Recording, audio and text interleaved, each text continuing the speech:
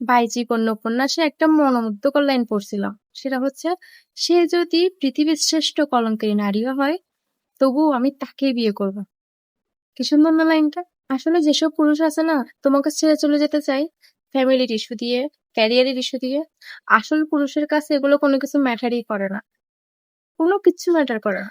ছেলেরা সীমানা ক্রস করে ভালোবাসে, সীমানা ক্রস করে যায়। একটা ছেলে যখন তোমাকে ভালোবাসবে না, বেসিক্যালি একটা পুরুষ যখন তোমাকে ভালোবাসবে, তখন তুমি বুঝতে পারবে যে সে তার লেভেলটা ঠিক কোথা থেকে কোথায় নিয়ে যায়, কোথা থেকে কোথায় নিয়ে গিয়ে সে তোমাকে ভালোবাসবে।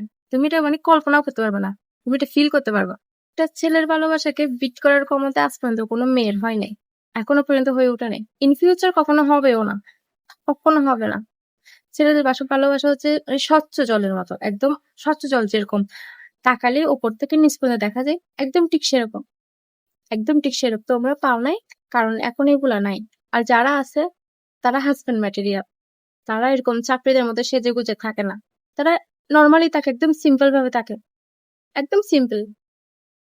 আর তোমরা কি করো, যেসব ছেলেরা তোমাকে চিনে না জানে না ফোন দিচ্ছে মেসেজ দিচ্ছে, একসময় গিয়ে তোমরা তাদের সাথে রিলেশনে চলে যাও। রিলেশনে চলে গিয়ে যখন তাদের কাছ থেকে খারাপ কিছু আসে, তখন তোমরা বলো কি যে সব ছেলে খারাপ, পুরুষ পুরুষ জাতি খারাপ।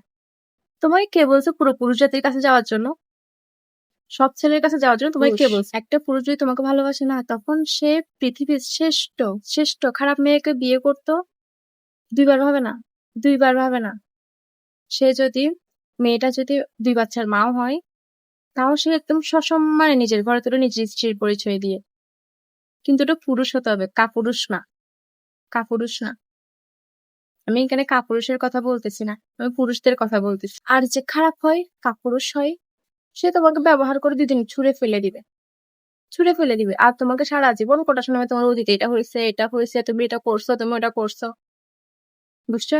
পার্থক্য আছে, পার্থক্য আছে। পুরুষের মতো দেখতে হলে সে পুরুষ হয়ে যায়, বুঝতে শিখো।